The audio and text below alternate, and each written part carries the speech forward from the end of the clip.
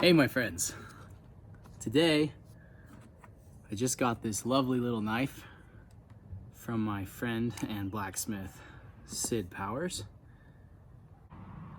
He's been in the Wild Whetstones group for quite a while, and I couldn't resist getting this blade when I saw it. It just called out my name and I knew I was supposed to own it. Sid asked me to check out the edge and give my professional opinion, and he said, don't pull any punches, just give me the straight truth. Tell me what you think I could improve. So I asked him, all right, well, how did you sharpen it? As I was asking him that and examining the edge and testing it, I found that it looks to be a good edge. It's shiny, it's polished, but it didn't quite cut like I wanted it to. It seemed like there was a bit of resistance and also a little bit of tearing that would happen, and the cutting seemed sharper from about the midway point up. So from here it seemed like it did better, but the edge has some scratches in it that actually are stopping it from being as sharp and slicey as it looks. And what that's from is the belt sander. So for a lot of my knife making friends, I understand that production is really valuable time and that you can't slave away on each piece for 10 times as much as it's worth. So I do understand having to produce a quality item within a reasonable amount of time. And if I tip the edge here, in the lighting, you can see that down here has a burr still. So what's happened is that in an effort to make the blade in a fast and reasonable amount of time, make it look polished and nice, and also have it be sharp, one of those factors is missing. The factor that's missing is just that it could be sharper because it tugs a bit, and down here it doesn't actually want to begin the cut unless I'm really in really good angle to the paper. So that tells me that because it's not starting to get slicey, that the edge isn't fully set. So I can get it to cut some of the time, but only with certain alignment, because when you take and you tip this edge, you can see that there's a burr. So that just means that the profile of the edge of the edge isn't all the way together evenly across the whole edge. It's sharper on this side, then it's sharper on this side, then it's sharper right here, and then it evens back out towards the tip. So what you can do to sharpen and fix that in a timely manner is use a whetstone earlier in the progression. So this is a jasper from out here in Colorado. I selected the rough stone, I mined it myself. I cut away the excess and got the densest, cleanest part out of the middle. So this side is lapped with 120 grit diamond. This side is lapped with 325 grit diamond. The jump in fineness between those two is huge. This side cuts like a low grit sharpening stone. So for smiths, I would recommend that after your belt sander, you use a coarse sharpening stone. This jasper saves people the headache of having to flatten constantly as they do rough grinding. A lot of times, for production speed, a lot of people don't really put in the bevel setting time that they need to, and a lot of smiths will sell you a toothy working edge and tell you that it's all you need, but really, you wouldn't shave your face with that toothy edge. You'd want to set the bevel the rest of the way and to remove the burr before you could know that the edge is sharp and smooth. And that's kind of the distinction right there that increases how sharp the knife's going to perform and how well it's going to perform. That's a friable state though. The knife won't stay sharp like that unless you know how to sharpen it yourself. So for the end user, it's debatable on if a toothy edge or a full-on mirror polish on that edge is better. And most knife makers for production can't get both because they don't own one of these sharpening stones. So So because this jasper stays dead flat, I'm not going to change the geometry of my edge. I'm actually improving it the more that I work it. So once both planes of the knife meet evenly, the end result is a sharper finish. If there's still a little bit of a burr, then the bevel setting stage isn't finished. So I'm gonna go until I remove that burr right here on my sharpening stone, and I'm giving the heel of the edge down here the most attention.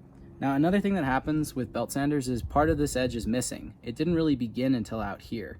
So on this side, it's actually not as sharp, and I can feel it when I flip over that there's roughness there, but it's not actually biting.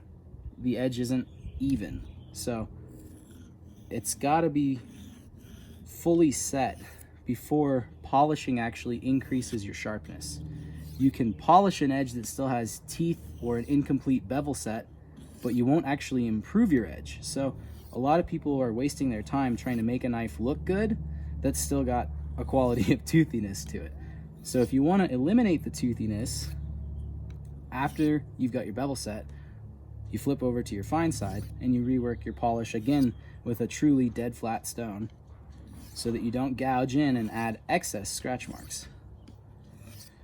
You should notice a really even, consistent paper slice at this stage, or you aren't actually finished creating your toothy working grit edge.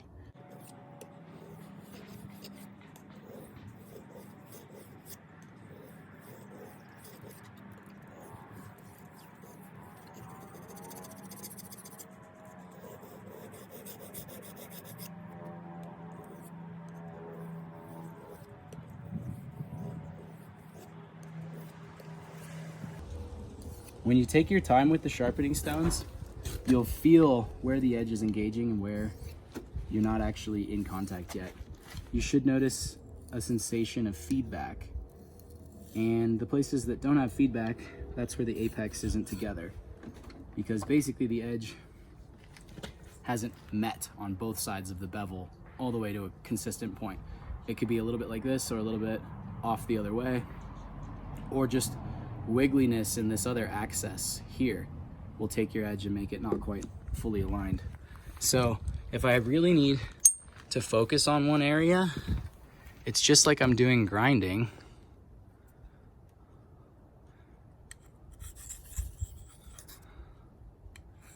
Just planing in the steel until it meets.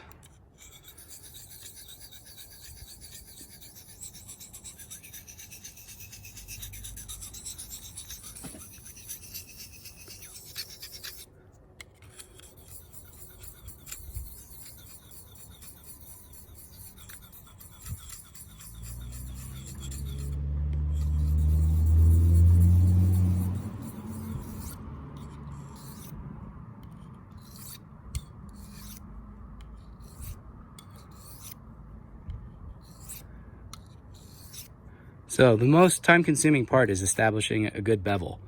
And this is where a lot of people mess themselves up. They begin to get a feeling of sharpness and then they jump right into polishing. But they didn't finish completing the bevel set. So you can see this down here is an evidence spot of that. There's still the deeper grind mark. But I've removed most of it, and I would say the sharpness is going to begin closer and closer and closer towards this the longer that I spend. So it's a good idea to either do a paper slice test or check on your thumbnail and make sure it's actually able to bite in. Because although it feels like I did an improvement, I want to be sure.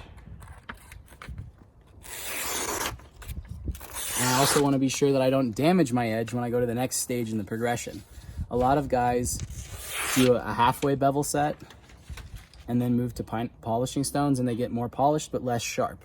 So that means your angle changed, or you had breakout in the edge because the parts that weren't together at that coarse grit had like a line from the scratch pattern, and that's where the edge is weak.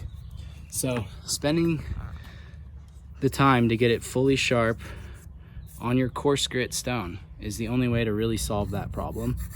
And with a stone like this that stays dead flat, it's really easy to keep consistent geometry. Whereas if your coarse sharpening stone is soft and muddy, you need to constantly check its flatness and reflatten it.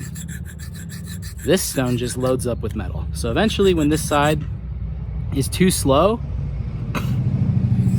I'll just give it a light dressing again with sandpaper or my diamond plate.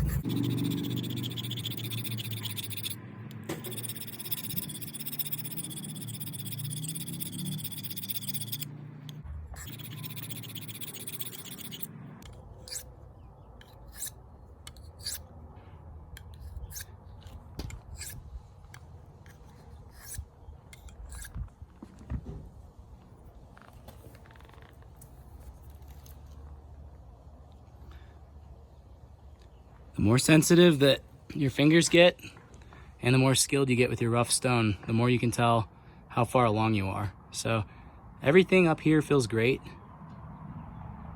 Right about here is where I can still improve it some more. Right down near the heel. And that's most likely just because it's a harder to reach spot with the belt sander. So the bevel was more set along the higher parts of the knife. And if we look really closely,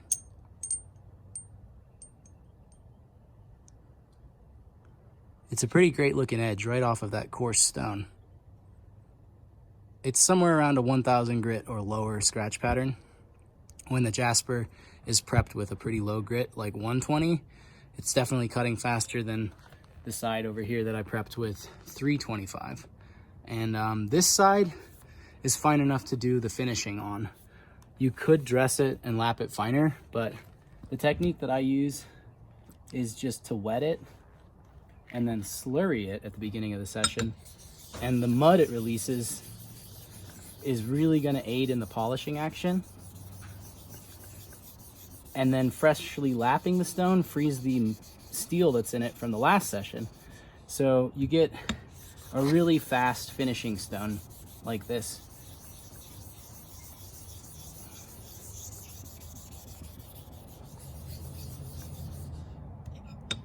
I lift and press to get the slurry back on the stone.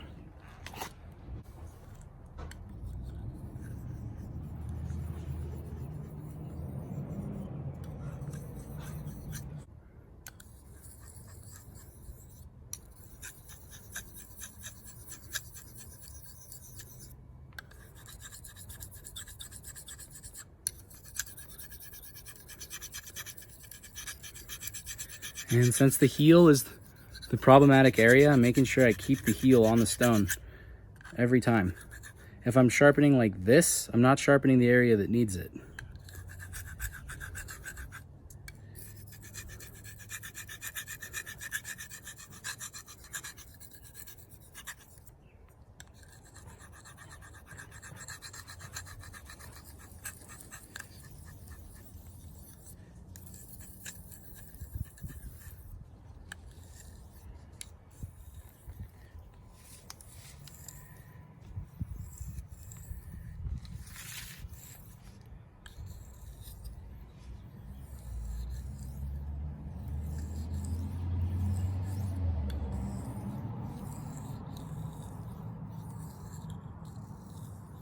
Also, the part of the edge that still had some burr, it sounds different down here. So that's another sign that it's rougher and more of a crispy texture. So after you've worked your slurry, the fine side is also very useful without slurry. It still cuts very nice and consistent every stroke. The surface of this stone is harder than any steel. And just switching and spending the time to take out that lower grit scratch pattern with one step is a lot more simple than using a couple more sharpening stones, a ceramic rod, and then a strop, and then compound, when this stone is as fine as your compound but can cut fast enough to go to it right after that bevel set stage. And not every sharpening stone is going to do this. I specialize in these stones because they do something that a lot of stones just can't do, which is polish fast and cut fast. And it won't slurry itself, So that's why you might consider adding a diamond plate to your kit.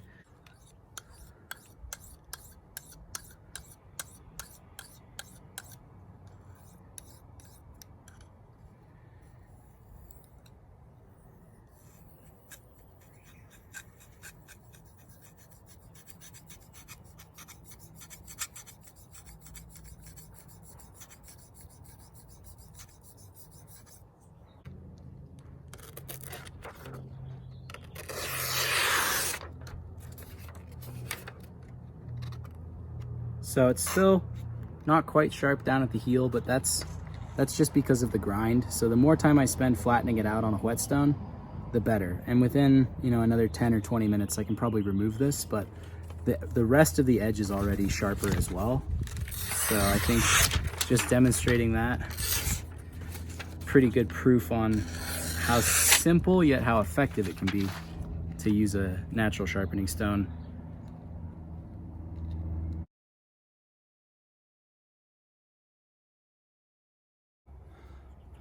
And easier to take out that scratch pattern if you just use a couple steps and you know that your stone is dead flat each time.